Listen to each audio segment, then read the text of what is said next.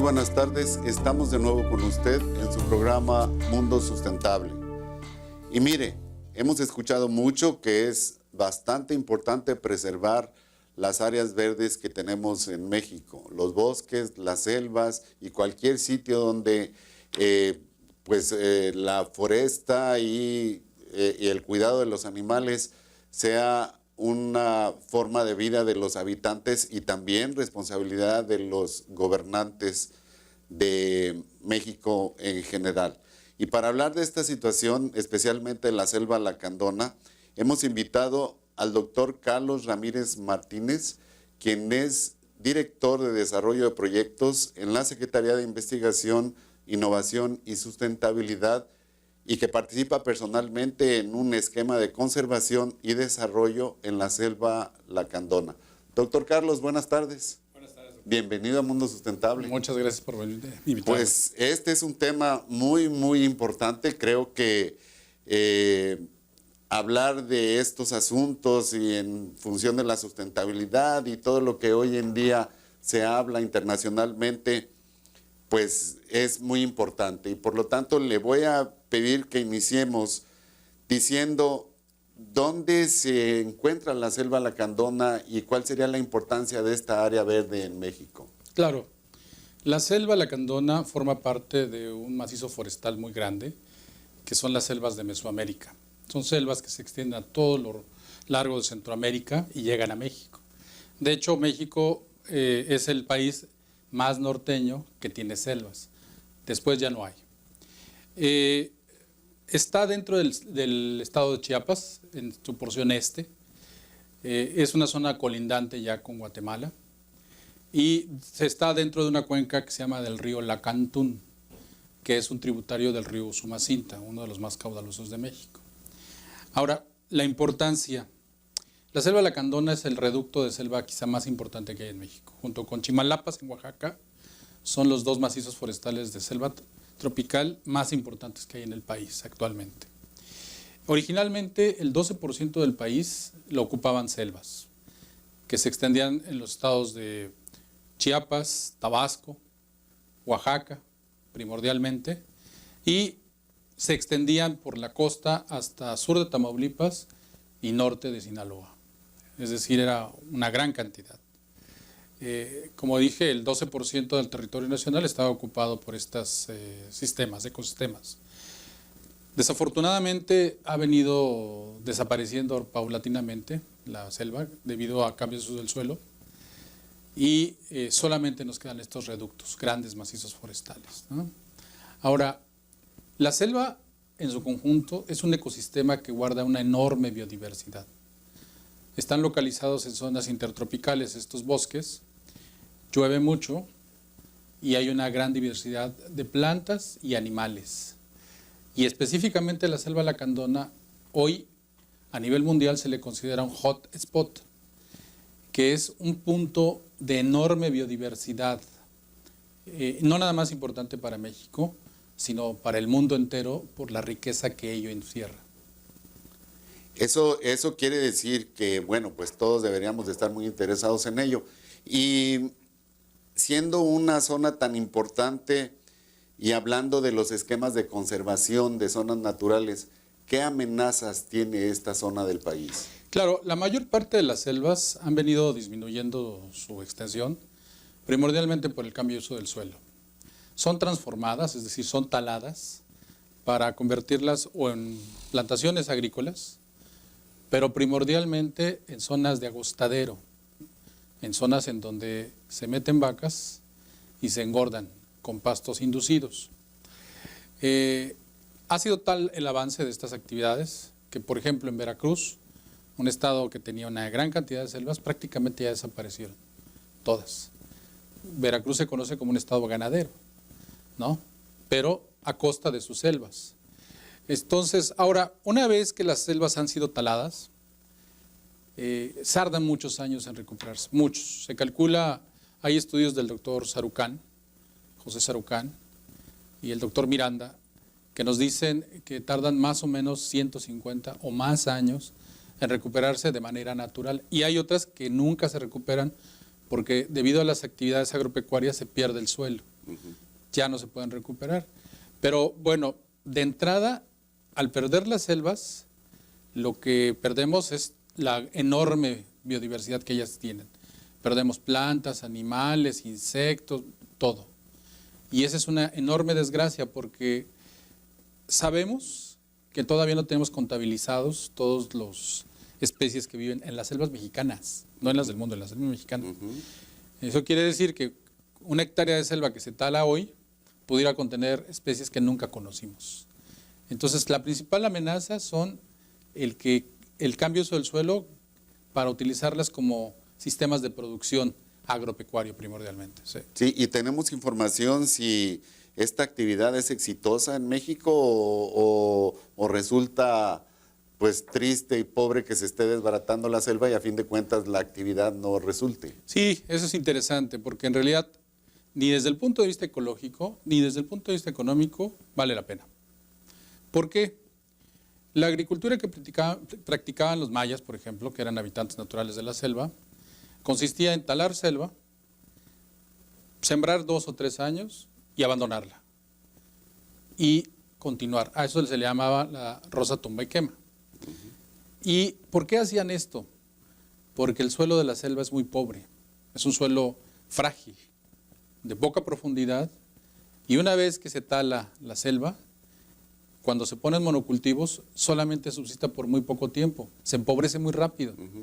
Y entonces, en eso, lo que hacen ahora es que, ya empobrecido el suelo, empiezan a aplicar agroquímicos para poder sustituir los nutrientes. El daño es mayor todavía, ¿no? Entonces no vale la pena. Y la ganadería, la verdad es que las vacas que están engordadas de esa manera, de manera extensiva, pues no tienen los rendimientos como para poder subsanar el daño, ni ecológico ni económico que se causa. O sea que no podemos presumir que la destrucción de la selva finalmente nos diera un beneficio tangible. No mayor al daño que se causa. Está peor el daño. Muy bien, es momento de hacer una pausa. No se vaya, estamos en Mundo Sustentable. En un momento regresamos.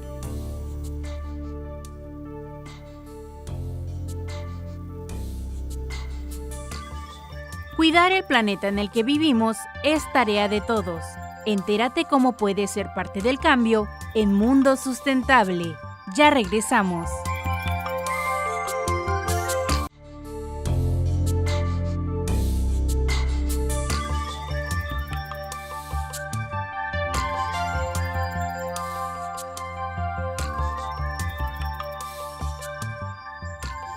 Estamos de regreso con usted en el programa Mundo Sustentable, hablando de la conservación y desarrollo sustentable en la selva lacandona. Y recuerde usted que puede vernos en cualquier parte del mundo en www.uanl.mx, buscando luego el botón de TV Uni. Doctor Carlos Ramírez, en este asunto de los esquemas de conservación de esta selva lacandona, ¿la UANL participa con algún programa de conservación y desarrollo? Sí, claro. Desde hace más de 8 años, la Universidad Autónoma de Nuevo León forma parte de un consorcio de universidades que están ahí para apoyar la conservación de la selva lacandona. Actualmente calculamos que la selva puede tener, ese manchón de selva, llamada la selva lacandona, deberá tener unas 450,000, quizá 500,000 hectáreas, reuniendo todos los manchones que hay en la región. Eso es un gran macizo forestal, pero el núcleo de todo ello es la reserva de la biosfera Montes Azules. En la reserva tiene alrededor de 320,000 hectáreas. La conservación de este núcleo es fundamental para la sobrevivencia del resto.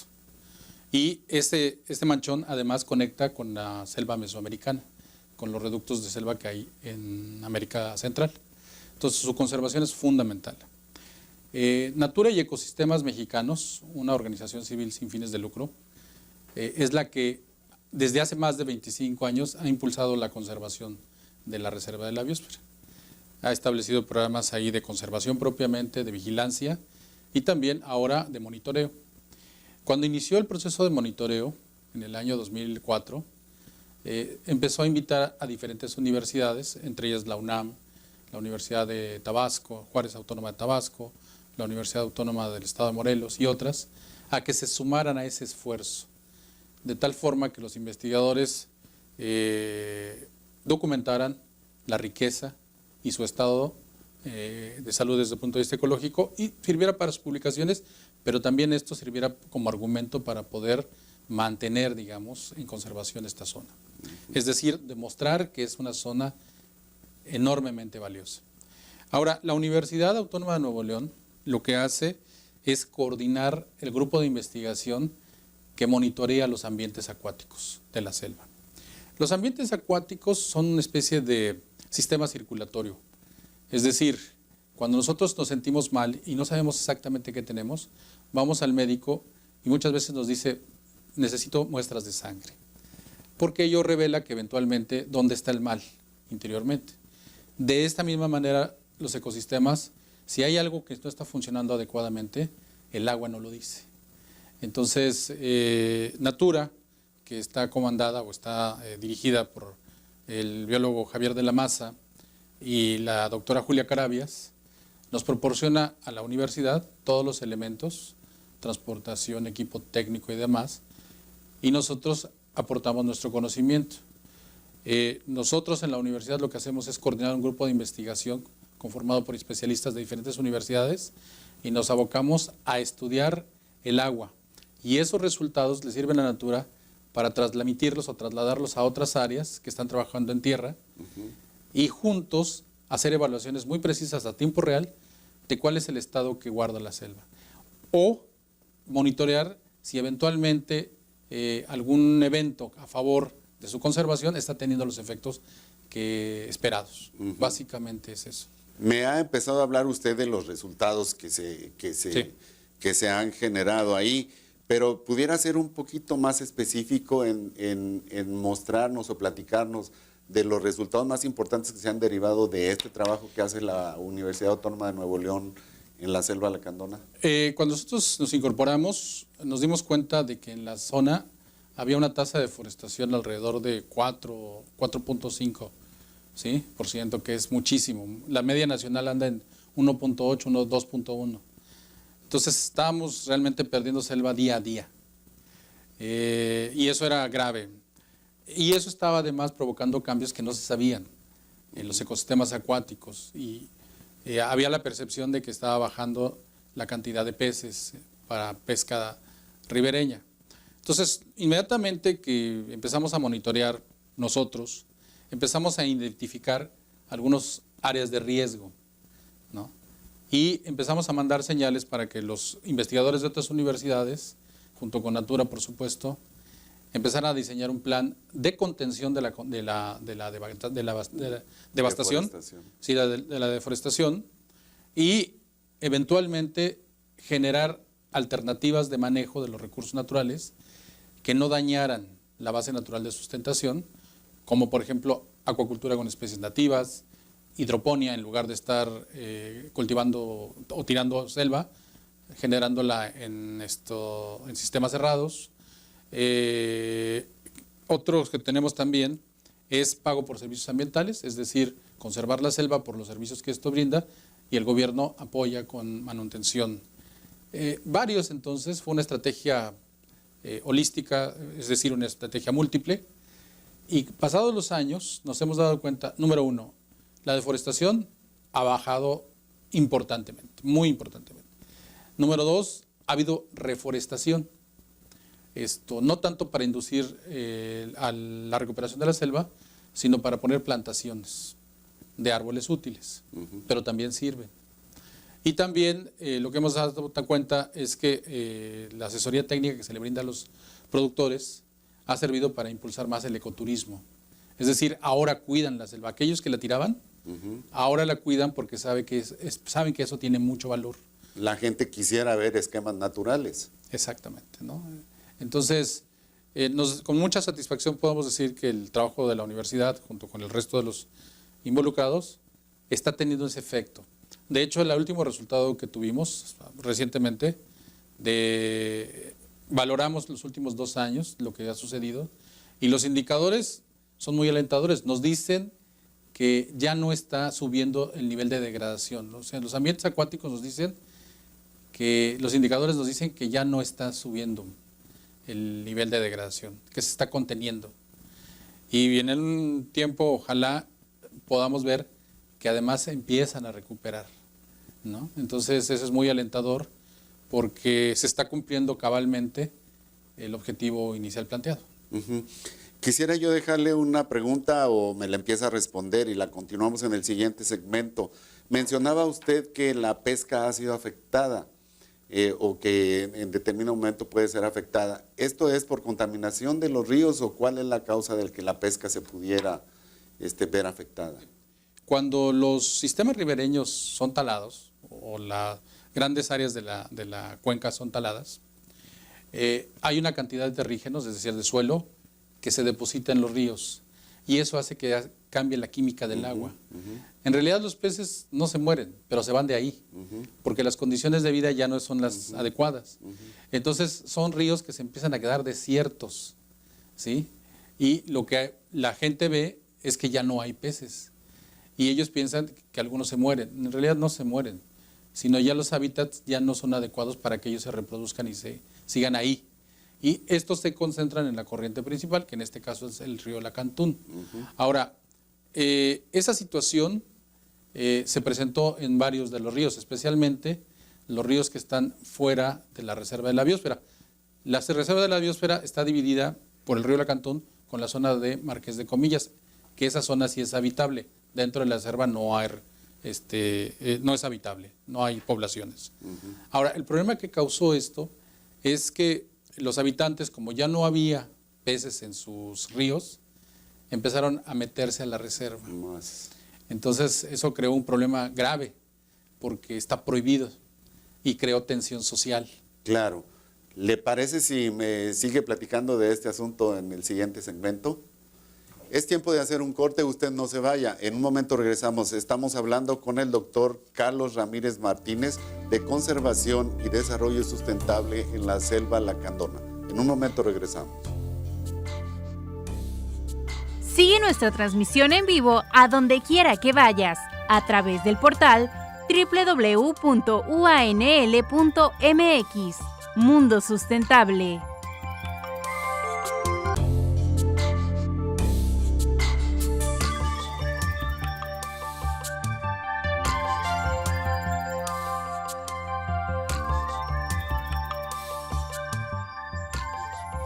Ya estamos de regreso con usted en Mundo Sustentable. Doctor Carlos Ramírez, mencionó usted en algún momento que las universidades se han involucrado en varias universidades, incluyendo a la Universidad Autónoma de Nuevo León. ¿Cuál sería la trascendencia de estas actividades desarrolladas en las universidades que sea de carácter nacional e internacional? ¿Cómo trasciende eso hacia el mundo? Claro, un primer aporte fundamental es conocer más la selva. Es decir, en los años que llevamos ahí trabajando, le puedo comentar a usted y su auditorio que hemos descubierto nuevas especies, varias, de diferentes tipos, es decir, de diferentes órdenes, tanto vegetales como animales. Y en nuestro caso, quienes trabajamos ambientes acuáticos, estamos hablando de nuevas especies acuáticas. Eso es, digamos, muy importante desde el punto de vista científico e incluso desde el punto de vista práctico, porque es parte del inventario permanente que hacemos en el mundo. Pero otra muy importante es que la selva funciona como un enorme laboratorio, en donde se forman especialistas de más alto nivel para poder, además de continuar con este esfuerzo de conservación y estudios, también poder incursionar en otras selvas del mundo. Las selvas del mundo, por ejemplo el Amazonas, Indonesia y otras, a pesar de que tienen todavía grandes áreas cubiertas, no tenemos suficientes científicos para poder cubrir todas estas áreas. Entonces es muy importante. De hecho, ahí en las investigaciones que realizamos, una parte fundamental son los alumnos que nos ayudan, los estudiantes que nos ayudan, primordialmente de posgrado. ¿Sí? Las tesis de posgrado nos permiten ampliar los temas que trabajamos. Entonces son una parte muy importante. Y a nivel internacional, Pues mire, la selva, con estas más de 500,000 hectáreas que están ahí, es un enorme resumido de carbono, ¿sí? Parte de las actividades que realizamos en el mundo generan gases de efecto invernadero. Estas enormes selvas lo que hacen es absorberlo. Sí, es una parte muy importante, pero además producen oxígeno. Son productoras netas de oxígeno, hay tanta vegetación ahí, que son fábricas de oxígeno. Y una más importante todavía, o quizá igualmente importante, es la fábrica de agua más grande que hay en el país. Es decir, la cuenca del río Grijalva, junto con la del río Usumacinta, que están contiguas a la selva lacandona, generan más o menos el 53% de todos los recursos acuáticos del país de agua dulce. Imagínense, la mitad del agua del país está ahí en una zona muy concentrada. Entonces, esas cosas, estos servicios planetarios que dan, esta formación de recursos, ¿no? Y estos datos de investigación, es una enorme contribución científico y además social que la selva hace. Y bueno, los estudios que hacemos o realizamos son este efecto que tienen. Pues entonces los beneficios ambientales son grandiosos. Enormes. O sea, imagínense, consumimos CO2 y desprendemos oxígeno, pues es algo fabuloso. Sí. Pero sobre todo lo que dice del agua, que es una situación que se pone más difícil en varias partes del mundo cada día. Exacto. Bien, hablando de las universidades, que es de lo que hemos estado hablando, y organismos civiles, ¿la sociedad participa en este tipo de actividades de alguna forma? Fíjese que sí, aunque no tanto como quisiéramos. De los ciento y tantos millones de mexicanos, como 120 aproximadamente, según el último conteo de población, pues muy poquitos de ellos conocen la selva. Entonces no están identificados, no la conocen, y dicen que lo que no se conoce no se protege. Claro. Entonces, por eso la sociedad a veces está un poco distante. Pero hay organismos civiles que sí están interesados. WWF, algunas fundaciones, ¿no? En específico. Y lo que nosotros tratamos como universidades es de sensibilizar a nuestros estudiantes. Los llevamos para que ellos vean y sean transmisores de esta importancia. Pero además estamos trabajando muy fuertemente con los chicos de educación media superior y educación básica para que ellos mismos, aunque ellos viven en la selva, no reconocen el valor que ésta tiene, porque ellos van a ser después los campesinos que la van a talar. Sí. ¿No? Sí. Entonces lo que hacemos es sensibilizarlos para evitar que eso suceda y mostrarles que hay muchos más elementos con los que pueden utilizar la selva y beneficiarse de ella. A veces se hace difícil, ¿no? Cambiar una actividad económica por una que es meramente conservación y desarrollo sustentable. Sí, ahí estamos muy claros. Todas las actividades que nosotros proponemos tienen que tener un componente fundamental, rentabilidad, ¿no?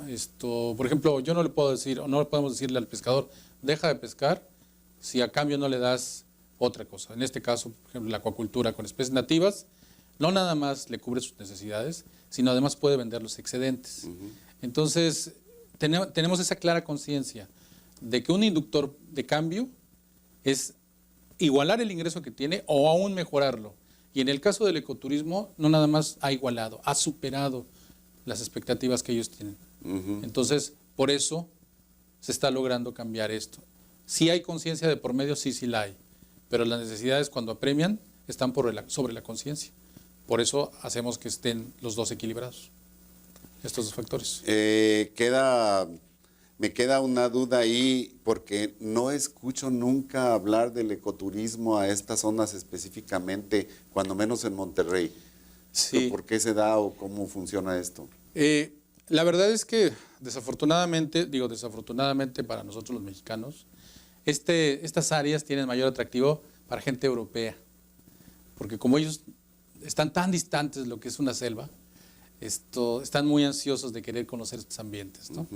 Y entonces, normalmente los grupos que llegan ahí son de turistas o americanos, norteamericanos, de los Estados Unidos, de América, y mucha gente de Europa, ¿no?